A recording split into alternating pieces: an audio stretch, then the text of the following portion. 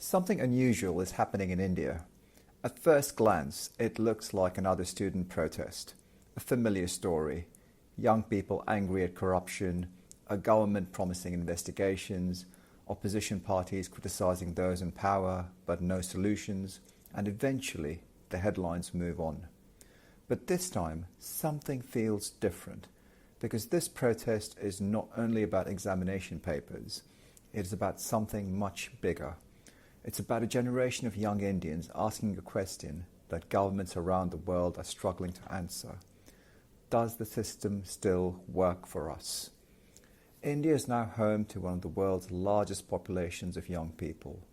A generation that grew up with smartphones, that was promised opportunity, that was told India would become the next economic superpower. But many are discovering that economic growth does not automatically translate into personal opportunity. And when expectations rise faster than reality, politics begins to change. Around the world, we've seen this before, from South Korea to Chile to Europe to the Middle East. Young generations have increasingly challenged political systems they believe are failing them. Now India may be approaching its own generational political movement.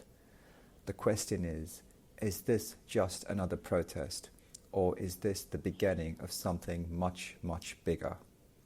So let's understand the spark, how an exam crisis became a national movement. To understand why these protests matter, understand this. For millions of young Indians, government employment is not simply a job. It represents stability, security, and social status. And often, a transformation is the economic future of an entire family. A single successful examination can change someone's life. It can mean escaping years of uncertainty. It means becoming the first person in the family to enter the middle class, which is why allegations of exam irregularities create such intense anger. For many students, the issue is not simply whether one test was compromised. The deeper question is whether years of hard work can actually compete against corruption. And that question cuts deeply, because India's young population has invested heavily in education. Families spend years saving money to support their children's studies.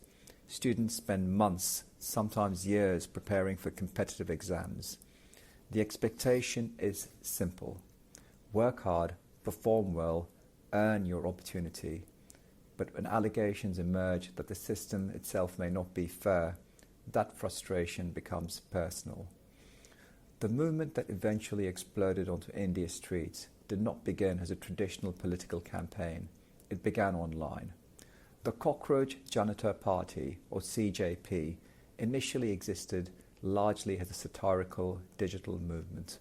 At first, few observers considered it a serious political force. It had no major organization, no established leaders. Early demonstrations attracted limited attention, but then something changed. The turning point came when prominent educator and activist Sonam Wangchuk became involved in supporting the students' demands. His hunger strike for more than 20 days drew attention to the issue. When authorities removed him from the protest site to a hospital, the reaction was immediate. Instead of reducing momentum, it intensified it. The issue became beyond exam reform. It became about government accountability. By the 20th of July, large crowds had gathered in Delhi, the capital. What had started a specific complaint about exam irregularities has become something broader, a statement, a demand to be heard. And this is where the story becomes more interesting. Because the biggest question is no longer, can the government solve this examination problem? The bigger question is, why did this issue become the trigger for such widespread anger? So let's explore this.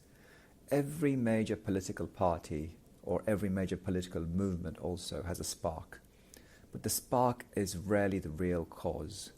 A match can start a fire, but the match is not the reason the forest burns. The examination controversy was the match. The deeper issue is economic frustration. For many young Indians, the promise of India's rise has collided with difficult realities. India has achieved remarkable economic growth. It has become one of the world's most important technology hubs. It has attracted global companies looking to diversify supply chains. But economic growth at the national level does not always mean opportunities for every individual. And this is where the frustration begins. Millions of young Indians are entering the workforce every year. The competition for quality jobs is enormous. A university degree is no longer a guarantee of security. Government positions remain amongst the most sought-after careers, but the number of applicants far exceeds available positions. The result? A generation that is much more educated than ever, but increasingly uncertain about its future. This creates a dangerous political combination: high expectations, high education levels, high connectivity, but growing frustration. Because previous generations often accepted limited opportunities because they had limited information. But today's young Indians see everything. They see the opportunities abroad. They compare their lives instantly through social media. They know what is possible, and when reality falls short, they demand answers. This is not unique to India. Across the world, governments have faced similar challenges. Young populations are becoming more politically active. This is why the current protests matter. It is not about one minister who's been asked to resign. It's not about one examination or one government decision. This represents a much larger question. Can India's political system keep pace with the expectations of its young generations that will define its future? And now this brings us to the biggest political question. How does the Prime Minister, Narendra Modi, respond? Because this is where the challenge becomes complicated. The government cannot simply ignore the protests, but it also cannot appear to surrender to street pressure. For any government, especially one with a strong political mandate, that is a difficult balance. And this is where the next phase of the story begins. Because the protests have created an opportunity not only for students, but also for India's opposition parties. And what happens next may determine whether this remains a student movement or becomes something much larger. For more than a decade, Narendra Modi has demonstrated one of the most effective political machines in modern India, if not the world. Since coming to power in 2014, he has built a reputation for strong leadership, national development, and political communication. His party has successfully combined economic aspirations, nationalism, welfare programs, and a powerful organizational network. But every successful political movement eventually faces the same question. Can it adapt to the expectations of the next generation? Because the generation entering adulthood today is not the same generation that brought Modi to power in 2014. Because those young Indians back then are now entering their 30s and 40s. The teenagers who watched Modi's rise are now university students and first-time voters. Their priorities are different and changing. They want jobs, they want fairness, opportunities, and trust in institutions. This creates a difficult political challenge. A government can deliver economic growth. It can build roads, it can attract foreign investment, it can expand digital infrastructure. But if young people feel that the system doesn't provide them with a fair opportunity, then economic achievements may not be enough. This is the central lesson from youth movements across the world. Political legitimacy is not only about what governments build, it's also about whether people believe the system gives them a fair chance. The government's likely strategy is therefore going to be a very careful balancing act. I believe that on one side, it needs to demonstrate accountability. It cannot appear indifferent to concerns about examination integrity. On the other side, it cannot encourage the perception that street protests are the most effective way to influence policy. So I think Narendra Modi might choose a familiar response: investigations, committees, reforms, and promises of accountability. But the question now is whether those measures arrive quickly enough. Because once a movement becomes emotional rather than technical, solving the original issue may no longer be enough. Now, India has a very robust political process. There is the opposition. This is an opportunity for them, but also a problem. So whenever a government faces public anger in India, opposition parties see an opportunity. They have quickly supported the protesters. They've criticized the government. They've demanded accountability. They've raised the issue in parliament. Politically, this is exactly what opposition parties are expected to do. But there is a deeper problem.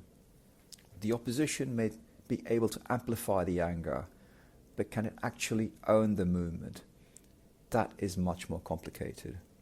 Many young protesters are frustrated with the current government, but that does not automatically mean that they support the opposition. This is an important distinction. A protest against one political establishment doesn't necessarily represent support for another. They're not asking which party should replace the government. What they're asking, why has no party solved this problem? And this creates a challenge for India's opposition parties. They can criticize Narendra Modi, they can demand ministerial resignations, they can stand alongside protesters, but eventually they will face the same questions. What is your solution? How will you create more jobs?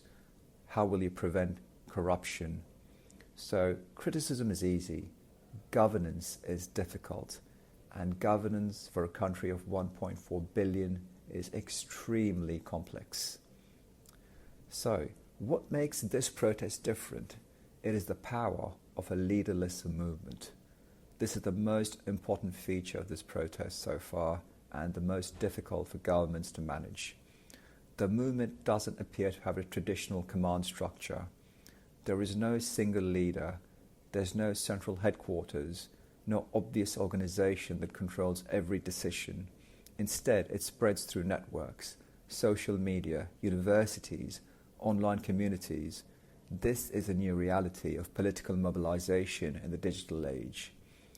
Governments understand how to negotiate with organizations or unions. They call meetings, they negotiate agreements, they make concessions. But a leaderless movement is different.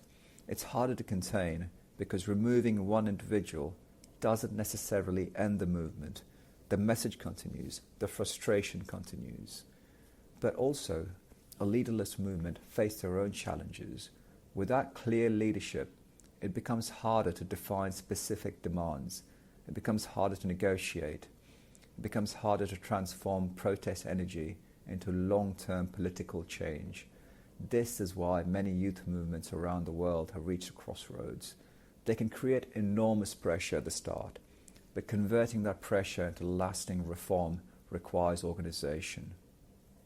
So the key question now is whether these demonstrations remain concentrated in the capital of New Delhi or whether they spread. Now, this is not limited to India. The world should be watching India. At first glance, this may look like purely a domestic Indian political story, but the reason the world should pay attention because this is much bigger. India is not just another country facing political pressure. India is becoming one of the central pillars of the global economy. For companies trying to diversify supply chains away from China, India is the alternative. India is an essential market for energy. It's one of the world's fastest growing consumers for investors. It represents the biggest long-term growth opportunities in the world, which means political stability matters. Over the past decade, Modi has attracted enormous international attention. Global companies invested billions of dollars. Infrastructure development is accelerating. The story is simple. India is rising. But every economic transformation depends on one critical ingredient: confidence.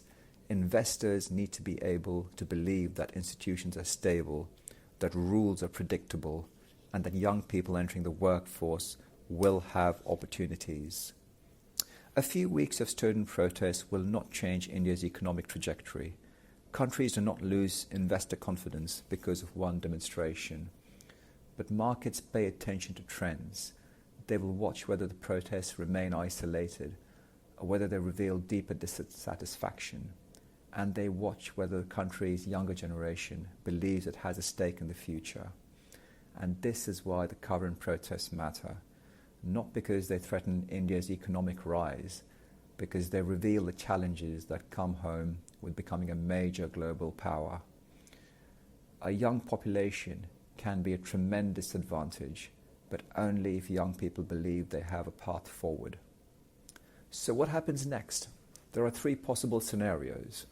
Scenario 1, the government contains the movement.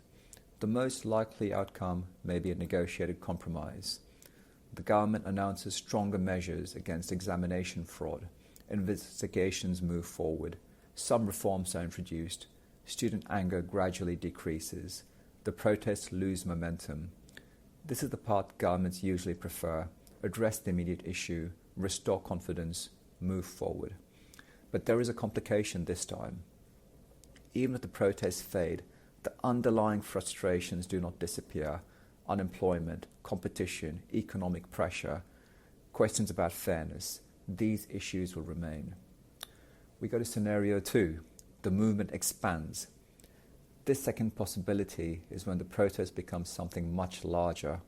If parents join, if young professionals join, if workers and civil groups participate, then the government faces a much bigger challenge, because the issue would no longer be an examination reform. It would become a broader debate about opportunity and accountability. Then there's scenario 3, where the movement rejects the entire political system. This is the most unpredictable scenario, but also the most interesting. What if young Indians become frustrated not only with the government, but with the entire political establishment? What if they believe that neither Modi or his ruling party or the opposition have the answers they want? That is the scenario politicians fear the most, because traditional politics depend on voters choosing between alternatives. But a generation that rejects all available options creates a completely different challenge. This is the generation that will decide India's future. The most important question about these protests is not whether one minister resigns. It's not whether a demonstration grows or disappears. The bigger question is whether India is entering a new political era, because something fundamental is changing. India's youngest generation has grown up in a different country. They've grown up after economic liberalization. They've grown up in a world connected with technology. They grew up with access to more information than any generation before them. They have seen India's ambitions.